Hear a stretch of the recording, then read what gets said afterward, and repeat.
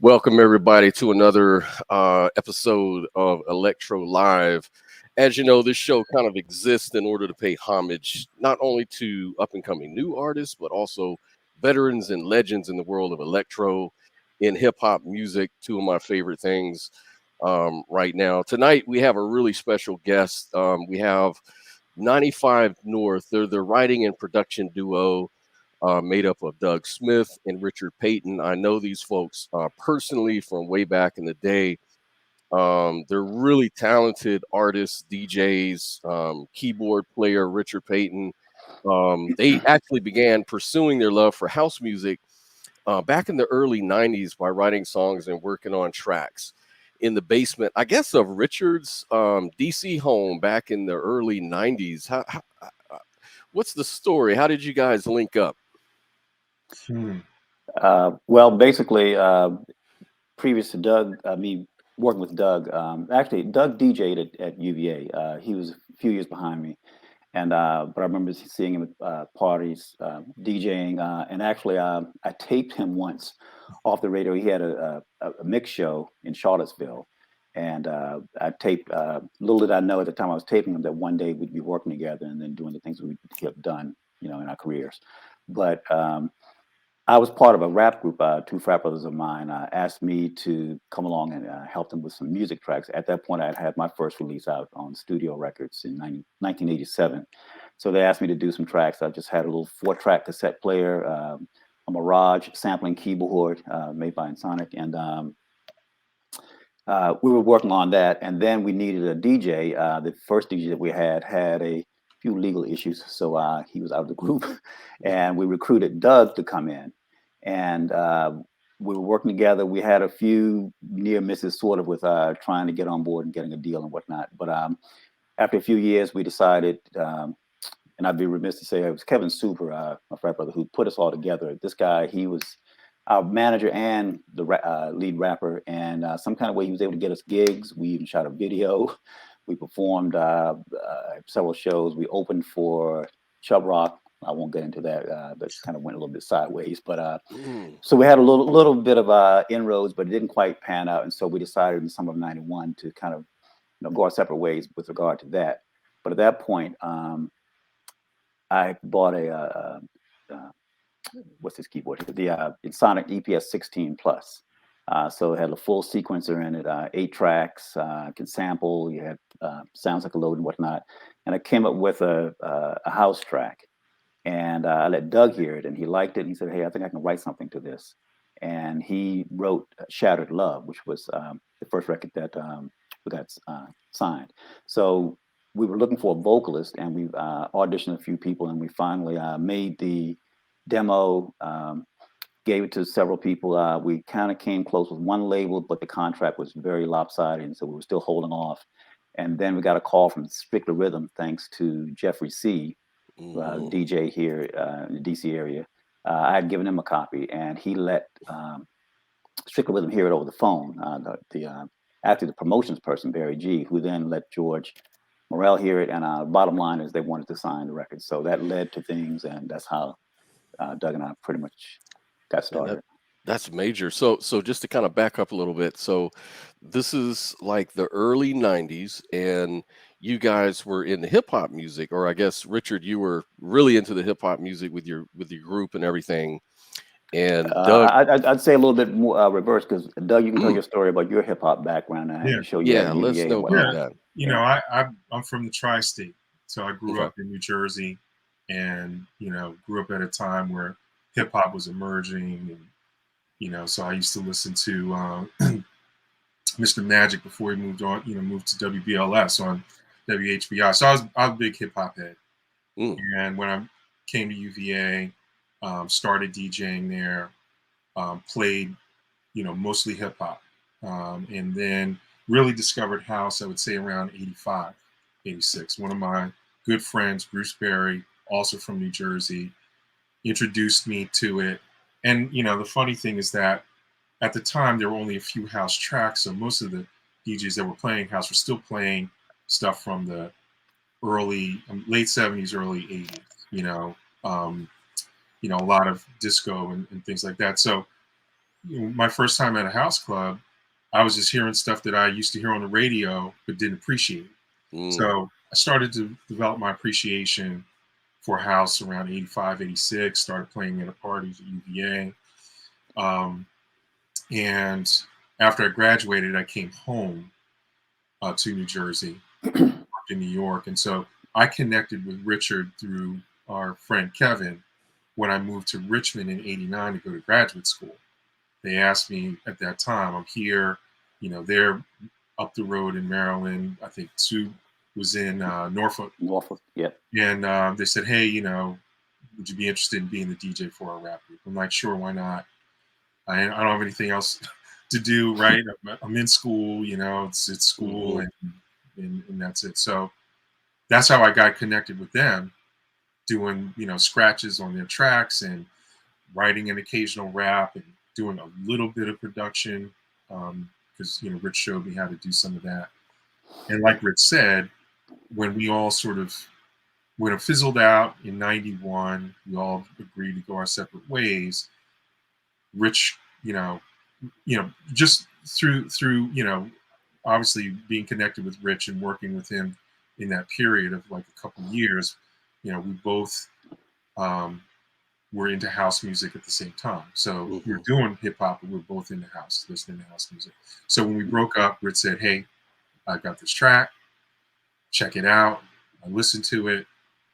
I liked it a lot. I knew nothing about writing lyrics and melodies. I'm not, I used to play a trumpet in high school, but I can't write music or anything like that. So, it was just sort of figuring out melodies in my head and singing a tragically melodic tracking vocal for the artist. And it just grew from there. I mean, as Rich said, as we were waiting for Shattered Love to be signed, we just started working on other tracks. And those tracks actually got released before Shattered Love got released. So we just kept doing tracks for Strictly Rhythm. We would do, a couple of EPs, and then, between that and Shattered Love, our reputation started to grow. And yeah, definitely did it. That was a great label to jump off with.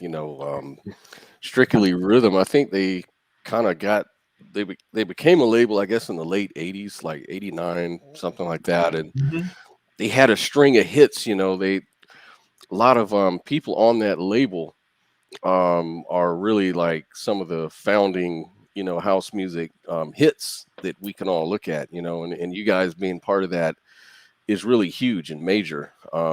Just thinking of folks like I think it was it Alias, Elias, Roger, Elias, long time ago.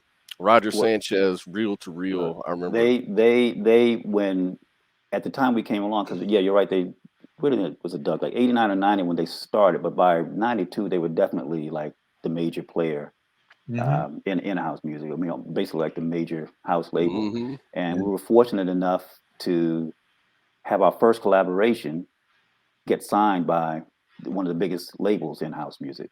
And and I still think about that, how I think it was sort of like destined for us to go ahead and do the things we did, because right out the box we were able to get a good deal, and then get the deal, and then, as Doug mentioned, while we were waiting for them to get a vocalist for it, they didn't like who we submitted. We had Lynn Lockamy, who went on to, we worked with her, and then she went on to do some other things. She was on one of the demos. They still didn't want her.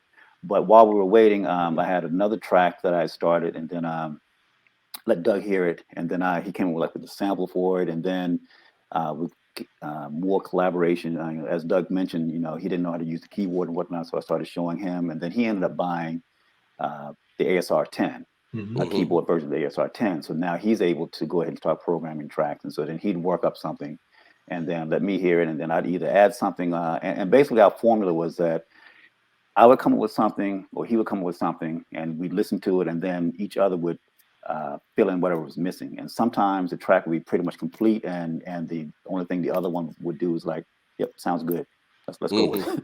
And other times we'd like pick it apart and keep trying to build. We need this and need this. We take turns sitting at the keyboard, at the computer, to figure out how to do certain things, and kind of grind it out. But so yeah, we had 3 releases with Strictly before our actual first collaboration came out. And then, as you mentioned, we started to expand to other labels like Emotive, and then next big step was with King Street. King Street, yep.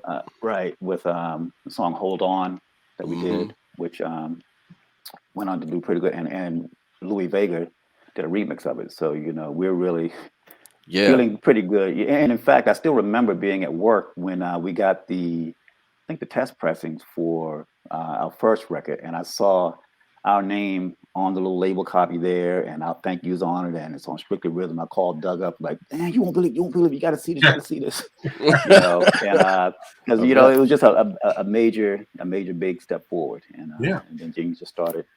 And you had great voices on your records, like I think the first one was Braxton. What's her Brenda Braxton? Yeah, right. That's who they ended up having for us to use. In fact, we went up to George Morell's apartment in Queens and recorded her there at her apartment. And that also led to us collaborating with him on an EP as well. Yeah.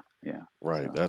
That's awesome stuff. And I know that as time went on, you started really building up a following in Europe and really kind of branching off onto that market and really blowing up. I think Sunday Shoutin' was a really big one towards the later 90s over in Europe. I know that was a huge record. How did you get that going? How did that record come about? Well, I mean, I'll let Rich tell the full story, but ironically, that record came out right, I guess, about a year or so after we went back to work full time. So we were doing music full time for a couple of years, and we made a decision, I would say, around the fall of 1998 that just wasn't going to work out the way that we thought. Plus, we both had families, and Rich had his son, I had my daughter. We're 2 hours apart. The money's not necessarily all that great, so we decided to go back. We're still working on music, right? It's kind of like the same way that we started out. It was part-time, just working on tracks, and we did that track in 1999, and we and true to what Rich said, that was a track that was basically complete. Like, I came up to work with him and he was like, "Well, what do you think of this?" And the song was done. I'm like, "Let's just put it out." I mean, I didn't add anything to it. I just said, "Yeah, that sounds good." And we, messed with the mix and everything. And then I came up with the B-side for it. So I did the B-side record. Right. And we gave it to Tommy Musto at Fourth Floor.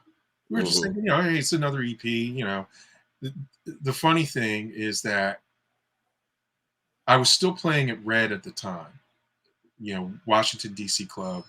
This was, 2000. And I remember we finished it. I went and played it at Red, like probably that same weekend. Like I think I came up on a Friday night. We finished it Saturday. I went to the club Saturday night. I played it. And the reaction was just sort of so-so. I'm like, well, it's kind of a dud, and we sent it to Tommy Musto, and that was the 1 year we decided not to go to the Winter Music Conference. We went to every Winter Music Conference from like 94 all the way up through 99, and that year we didn't go. And we're sitting at home, and people start blowing up the phone. "You won't believe it. They're playing it everywhere. It's the biggest song at the conference, and everybody's playing it," and so on and so forth. And then Tommy Musto was like, "Yeah, we're sold out. We sold the record out in 1 week." Well, I wanted to actually do a little share screen and just play a little piece of it because it was a major song. So I want to definitely do that. So let me see if I can get this going here for you.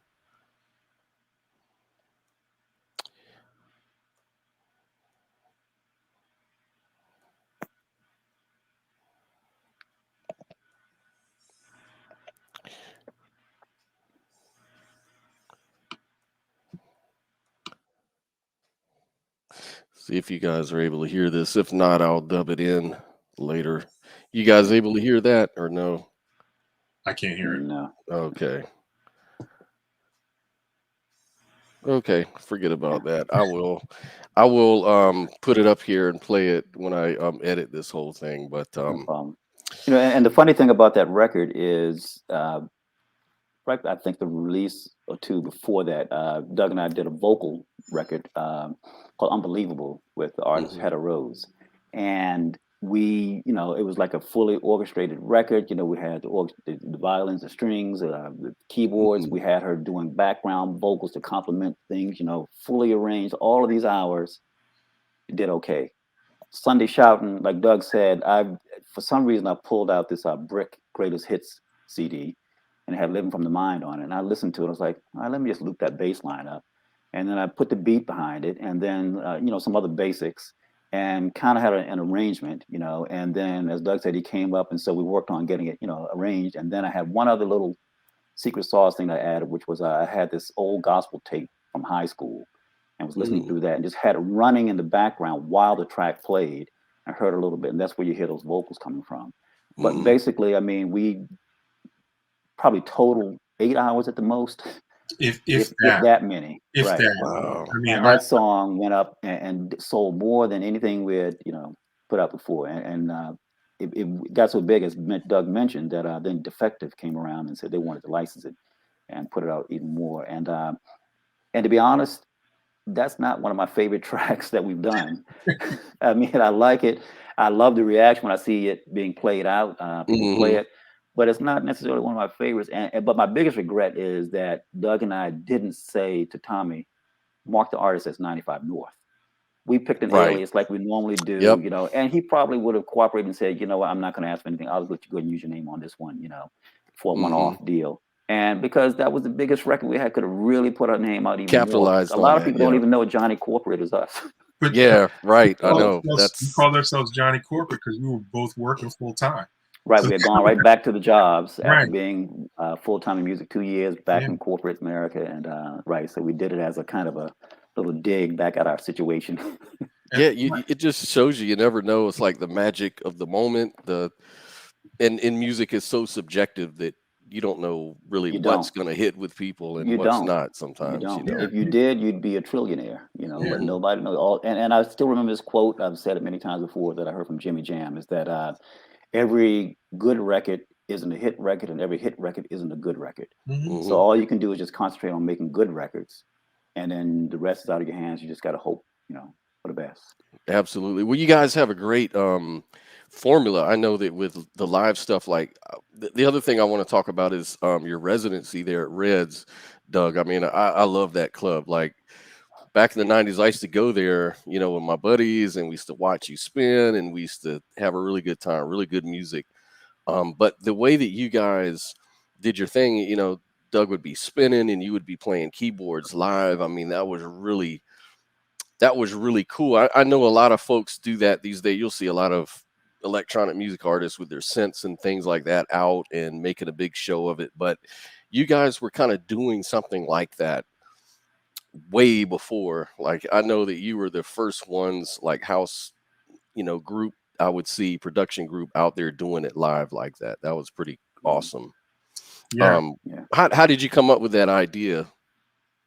Well, Uh, by well, necessity. first, Doug yeah, DJs, I don't. yeah, that, Right. yeah, And but right. but that was a way for us to still both be able to do it, which as you mentioned, not many people do. I mean, other people have done it before. David Cole would accompany Mhm. DJs, or who's a boy? Did Boy Jarvis do it? Boy Yeah, Jarvis, yeah. So right. you Would know, it's sometimes not do it like with DJs. Yeah. yeah, it's not like we invented it. I mean, you know, Mhm. we've seen it before, and Right. Mm. so like Rich said, Rich doesn't DJ, so we're getting gigs.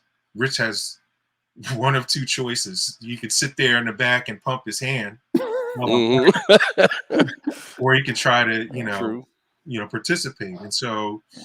over time, we just developed something. You know, he would be able to pick out melodies and play different sound effects and stuff, and we Mhm. could just kind of figure out a routine. Yeah. Yeah. So yeah, it was fun. Yeah, that was really nice. And as your residency at Reds, how did you land that gig? Hmm. Sam Burns, rest in peace. Yep. Sam you know, is a dear friend for both, you know, of both of us, and Yep. Sam, you know, Rich has known Sam for years, way before I knew Sam. Met him in '87. You Right. know, in fact, my introduction to him was I went to the record pool, and my first time meeting him, he was like, "You're Richard Payton? You're Richard Payton? Man, I thought you were some big, tall, Jerry curl wearing guy with mayonnaise on both corners of his mouth." Okay. Because he was going by how my record sounded. He had a totally different image of who the artist was behind it.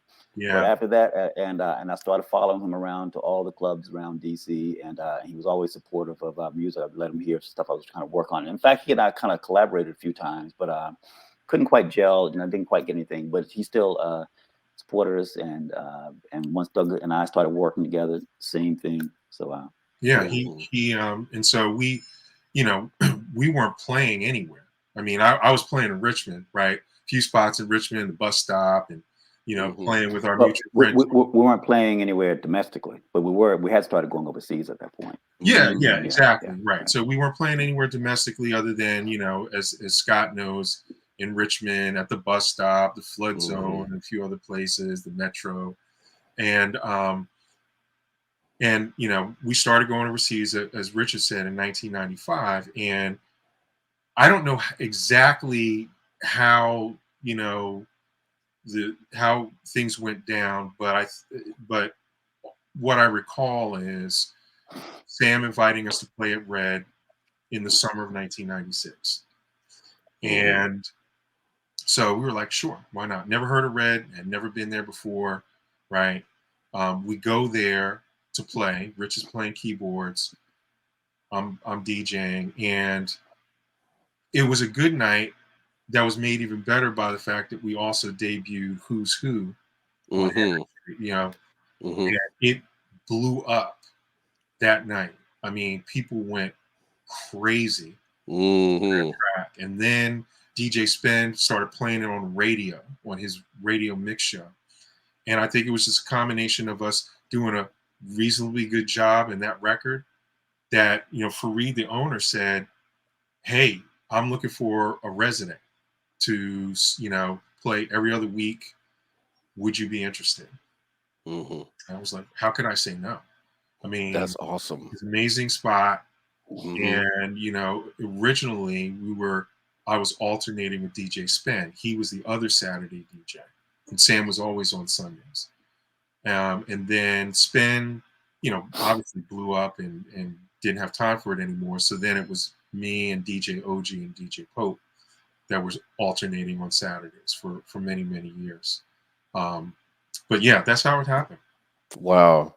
Yeah, because I know Richmond, and I will also want to say, like, probably the only real way that I could hear house music back then was probably through you guys and other DJs that were taking a chance by playing some venues like at the clubs, Flood Zone, or some of these little bars and places in Richmond Mm-hmm. that I would frequent because fortunately, there was a pretty good distribution of records that would come to Virginia, to Richmond.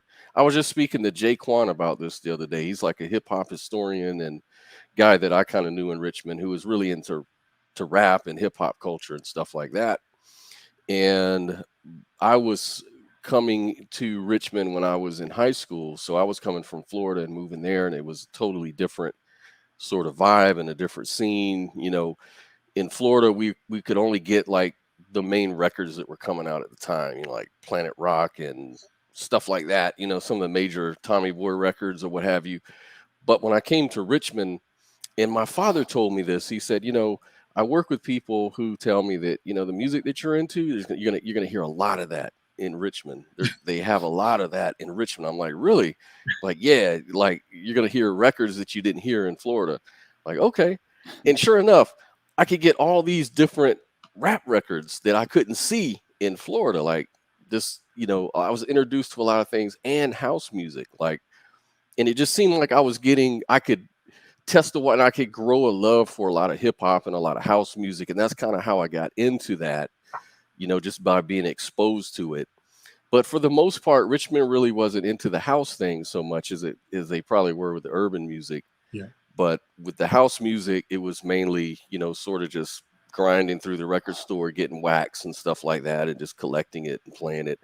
Unless I went to a club where you were DJing or somebody else that was playing house music, Tony Fernandez, that's how I met you guys, through him. Right. So he was one of those guys. And so big shout outs to Tony. Yep. But yeah, so in landing a gig at Reds I know that was major right there. It was, because it was really the first time that I had ever played in a club on a regular basis, where I had a night that belonged to me and where I could play what I wanted to play. Normally 5 hours minimum. Right, exactly. Right. When Red first started, no 1 hour and done like today. When Red first started, we were closing at 7 a.m. So we play 12 to 7, right? And then for Reed, the owner, cut it back to like 6 and then 5 a.m., which is a bit more reasonable. But it was the first place where I could play what I wanted to play. I didn't have somebody telling me what I had to play.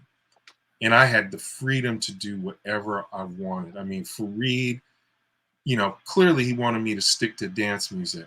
But he never came to me and said, I need you to play more of this. Can you put on some techno? Oh, can you play some hip? No, he was like, play what you want to play. That's what I did. And so, it was mostly house. But as anybody that's been there before knows, I would stop in the middle of the set and play go-go. I play hip-hop. I play electro stuff because I wanted to. And I wanted to just expose people to different kinds of music. And that was one of the beauties there, is that, I have all kinds of records you can see behind me. But a lot of them I never had the opportunity to play anywhere other than like on a mixtape. So a lot of it was me saying, wow, I now have an opportunity to play this record that I bought 5 years ago. I want to play it now because I can. So it was great. And it made me a better DJ too. And speaking of that, what were I would say, the house artists that sort of influenced you or that really inspired you back then? In the early 90s, it's clearly Masters at Work. Masters at Work, for sure. Yeah. Masters at Work, I mean, their style and sound, I mean, there was just a time when they could do absolutely no wrong. Every single record they put out was just mind-blowing. Just cranking out. And, and that leads to what I tell like younger producers who are trying to get in or whatever, is that I call it the 3 I's, which is imitate, incorporate, and then innovate.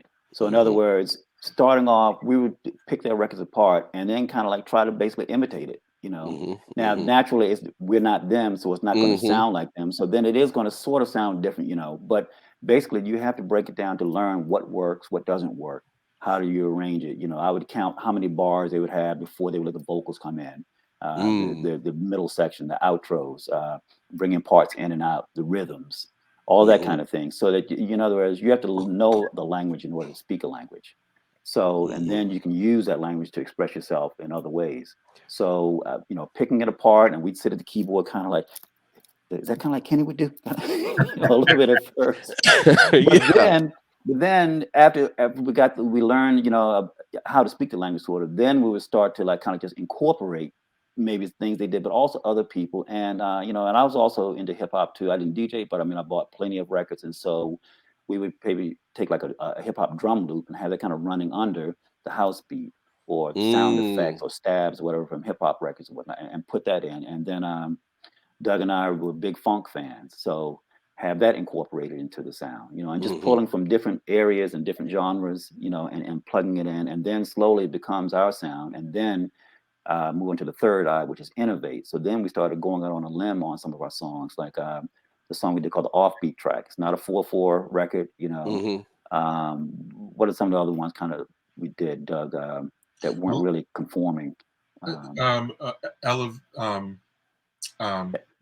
I saying? Yeah, Elevation Elevation kind of come under that we did for large records, right? Yeah. So there were some records where we kind of, went out on the edge. So But definitely, if you're talking about influences, for sure, yeah, I Masters at could hear Work. that jazzy Yeah, sound. What was that record you did? It's called the bass line or Or bass. jazz baseline. extension. Yeah, the jazz. Yeah, Yeah, the real jazzy. I love that record. I used to yeah, love that record, man. Yeah. appreciate that. Yeah, yeah, Yeah. Yeah, we just, we like Rick said, we just listened to what others were doing and tried to put our own spin on our sound, and you know, yeah. We liked Morales' stuff too, early on too. Of course, Mm-hmm. Todd Terry, MK, yeah, Roger Sanchez. Mm-hmm. So all the heavy hitters we were also into too. And like I said, just kind of pull it in and then jumble it up and then start using it in our own way. hmm And I really appreciate that you guys kept it real, like kept it true to your sound, and you never really sold out to do like more of the techno stuff or the cheesy stuff that was coming out. Especially at that time, Yeah. it got really cheesy and ravey and all It of this, well, and you look, guys never fell for that old thing. we did sort of discuss at one point around '97 of making Alias. And doing that kind of stuff where it wouldn't confuse the two. But we were doing this for a living, Hmm. and we needed to be able to pay our bills. And so the soulful stuff was starting to kind of wane down towards the late '90s, and Hmm. that other stuff started coming in. And we kind of flirted with thinking, well, if we do that, I mean, it would be like a job, but that's better than going back to the 9 to 5. That's a job too. So at least we'll still be doing music, to kind of Hmm. separate it off. But fortunately, we didn't do that because they would have Yeah. still come back to us and like, what are you guys doing? So Right. yeah. Where do you see the scene of the house music is in today's time? What do you think about where we are? There's so many different genres that if you go on like Track Source or Beatport, you're gonna see like deep house, melodic deep house, and all these different labels and genres for the music. What do you think about the whole scene as it is right now? I mean, there are as the old folks would say, 50-11 records that come out every week. Yep. You know, Yep. it's just like you can't keep up. That's one difference. The Mhm. volume of music that comes out every week is insane. And I think one of the things that's helped us to maintain any kind of notoriety that we had is that we came out at a time where labels still controlled the distribution of music, and music wasn't digital. It was vinyl, right? Mhm. So you had to wait for the releases to come out, right? And so there wasn't the sort of volume of records at the time. So we could, even though, look, we're not, I don't consider us to be on the level of a lot of the full-time guys that are out there today, Masters at Work and all those guys, but we could at least develop a name for ourselves and go to Europe and get a little bit of notoriety. I don't know how anyone does that today because there are just Yeah. too many No. records and too many copycat records. Mhm. And I'm not one to slag off on people sampling because we Mhm. did, Right. but I can't tell you how many times Sunday Shoutin', not the Mm. brick living from the mind, but our record that we created was sampled and redone and redone and redone and redone. Mhm. You know, I've heard it. Yeah. yeah, I Mhm. mean, just so I think it's harder to stand out. I think there's just a ton of music out there, and I think that in terms of like making this a living, um, to me nowadays, music is just a calling card. Mhm. That's all it is. It's the tool that you use to get To get gigs because the gigs. gigs are Yeah. the things that pay the Mhm. bills. Yeah. Exactly. And And and the other difference too is back then the entrance to get in was higher. In other words, you needed to Mhm. actually buy equipment, and that would Mhm. cost a couple $1,000 just to get like a basic setup where you could make record quality, and not to mention more thousands to have like a full mixing board, all of the outboard gear that Doug was mentioning, and all your compressors and all of that hardware. We were Mhm. fortunate that we had jobs, and also good credit, can use a credit card, and so we were able to get this equipment, and then we would sync the money we were making from the records because labels were actually paying you for tracks and for your vocals. We would take that money, buy another piece of equipment, and build it up to the point where we wouldn't need to go anywhere, and we could make a good quality record with the equipment that we had. So if you wanted to do it back then, you really wanted to do it. You really had to do it, and you had to get the money to do it. And then, you know, if you didn't really want to do it, you're thinking, well, do I want to spend $2,000 on this, or, you know, get something else? But now, with your laptop that you have and some basic software, the bar is much lower to have to, you know, financially to get in, and then you just make it on. People think that, okay, I'm just doing it. Now, conversely, it's also an opportunity for someone who is talented, who back in the day couldn't afford to do it. You know, now they can, and we can, you know, maybe see some of it. But unfortunately, for everyone who is talented to do that, there's many more that are just, you know, flooding the stores and saturated, kind of like saturating the market, right? Yeah. That's for sure. I mean, and it seems like, you know, even the methodology to trying to make it big in the industry is totally flipped upside down, to where, you know, it used to be about sending a demo in to a label guy, like an A&R person, manager, who would listen to it and everything, and you'd get a deal and you'd sign on the dotted line, and you'd have your publishing, blah blah blah. Nowadays, you know, you have to have so many likes, so many followers on your YouTube and your social media, and it's to the point where I think, you know, if you're going to be spending that much time and money, you're putting that much skin in the game, you might as well recoup all your money 100%. You don't really need a label. You can kind of create your own label, signed with somebody, Spotify or something, and put your music out there. And you know, well, you know, you mentioned the labels, you know, and another difference with them too is that back in those days, if you signed a record, you had to press it up. You had to spend money to press that up. And if it didn't sell, you're eating that. Now you just get the file and send it to an aggregator or post it, whatever deals you have, and there's no cost. So you're not as discriminating necessarily with the records that you're signing. You know, you may just put anything out, you know, because if it doesn't go well, big deal. You know, it was didn't click of a cost mouse. anything. Right. You haven't lost anything. Exactly. Haven't lost anything. Right. It's made music a bit more, you know, I mean, dare I say, disposable. I just, you know, there's just, I know, you know, for myself, you know, with my Twitch show that I do, I buy music every week, and if I play one or two of the tracks that I buy that week, that's a miracle, because I like it in that one moment, and then I'll forget about it, and then next week I'm buying a whole new batch, and you know, I may not discover what I bought this week until like 6 months from now. There's just way too much music. It really is. And people can get music, you know, they can pretty much just download stuff. Yeah. You know, like, I mean, your average listener isn't going to go out and buy a CD anymore or anything like that. So it's like you said, the gigs are I guess, is going to be where an artist would maybe make their money, you know, performing and things like that. So that's right. I mean, the same with R&B vocalists and people, you know, they aren't really making money from the sales. I mean, you know, Spotify is a joke as far as like how they pay for, you know, you can have a million plays and you're only going to get, you know, $1,000 or something, like whatever the ratio is. And so that's why, you know, I mean, like the Chance the Rapper, he was like, you know what, I'm just putting my stuff out. I'm not worried about, you know, selling it. And, you know, because he used it as advertising to get his shows and parlay that way. So yeah, it's not the same. Absolutely. And what are your future plans now, or is there anything you're working on now musically that you'd like to tell us all about?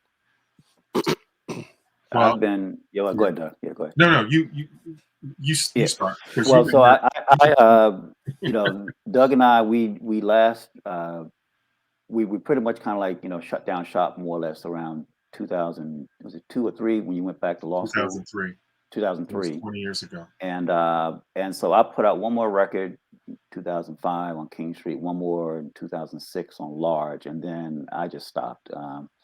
Just didn't, you know, really feel like it anymore. You know, the funny thing is, when we had to go back to our jobs, it really hit me kind of badly because I had devoted so much you know, into the music and trying to get us on and doing crazy stuff like, you know, get home from work, drive up to the Sound Factory bar in New York, you know, 4 hours away, get there, try to network, come back in the morning, go straight to work, you know. Mm-hmm. Doug was doing the crazy stuff too, you know, because he lived 2 hours away, you know, so our work paradigm was he would come up Friday night and we just work all weekend long until the wee hours of Monday morning, basically. And he'd head back, you know. And then at one point he was 4 hours away. Yeah, I was And yeah, Mm. so we were both, you know, just like we Just want to, you know, grinding. get it and grinding and grinding. And then at the end, you know, it's like I got to go back to my job.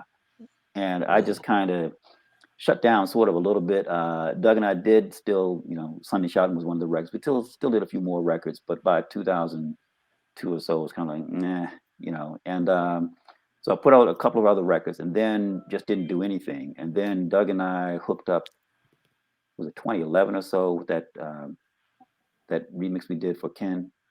Yeah, Ken Christensen. Ken Yeah, Christensen, right. yeah.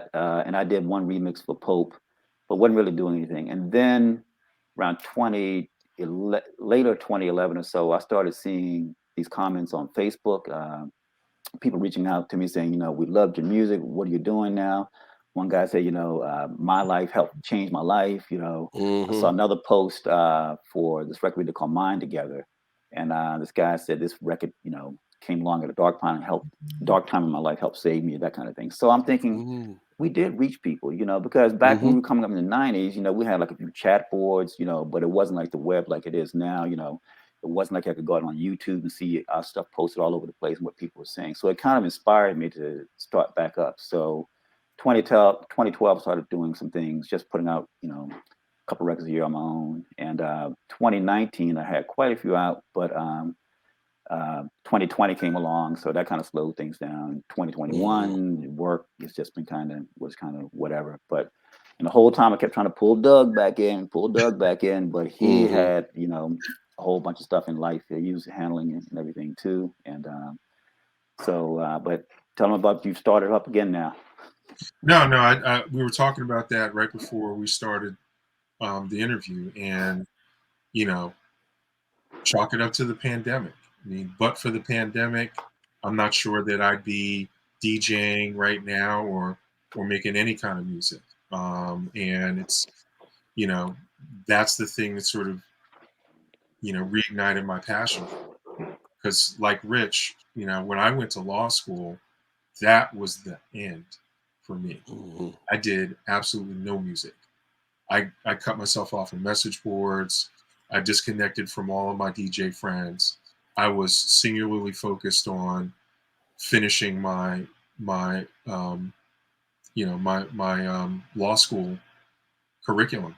Mm-hmm. So, and then when I started practicing in 2006, you know, it's an all-consuming profession. Mm-hmm. You know, it's not a profession that's a 9 to 5 kind of profession. There's a lot of pressure involved, and there just isn't any time to do anything. Mm-hmm. You know, I mean, candidly, I didn't even have time to spend a whole lot of time with my kids and their activities. I'm solely focused on trying to be a success as a lawyer. So music was just not anything, not even remotely on my mind. Every now Mm-hmm. and then I would get asked to do a gig, and you know, I would do that. You know, maybe once a year, somebody that remembered me from Red would say, "Hey, can you come up and do something?" Sure, why not? But I just, you know, I wasn't focused on it, wasn't interested in it, wasn't listening to house music at all. Mm-hmm. Honestly, I just totally stopped listening to house music. I was listening to R&B and hip hop again, and you know, a whole bunch of other stuff. And like I said, it's 2020, being home during the pandemic, um, you know, sitting around bored, thinking to myself, well, you know, everybody else is on Facebook Live. Why don't I start trying to do something on Facebook? And Mm-hmm. it just grew from there. You know, it was just like, okay, well, hey, this is actually fun. And hey, people actually still do remember and appreciate 95 North. So maybe I'll continue to do this. And then, like I told you earlier, I picked up Cubase Pro Mm-hmm. in late 2020, early 2021, and finally got around to messing with it last fall. And, you know, as Rich knows, I actually finally have a couple of tracks that I figured out how to make. So, and he hasn't missed a step. I listened to it. I like what I'm hearing. So. I can imagine, man. You've got the bug come back. He's got a massive buildup of stuff he has to get out.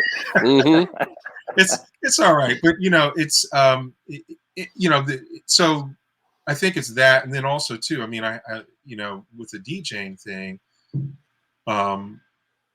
funny enough, last year, was it 2021? It was 2021. Actually late 2020. Fareed from 18th Street Lounge reached out to me and said, well, no, 20, yeah, it was 2020. Sorry. You know, the 18th Street Lounge had shut down. Sam had passed.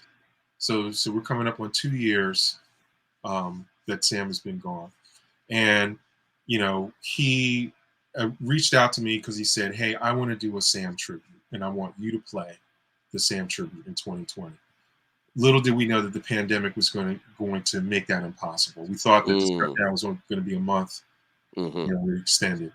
But then he moved 18th Street Lounge online and onto Twitch, and he got all of the folks that used to play there to play, and he said, hey, I want you to play for the lounge. And I said, okay. Fast forward to 2022, the lounge is now reopening, and he's giving me a residency there. And in connection with that residency, he's putting out an ESL compilation, and that's why I'm doing these tracks for that compilation. So, you know, it's weird how things work. You know, I never thought I'd be doing this stuff again, but here I am. Here you are, man. It circled back around, and it just kind of like just sort of close. It's kind of like closing the ends, you know, because your life was so immersed in music at that one point in a huge way, in a very passionate way.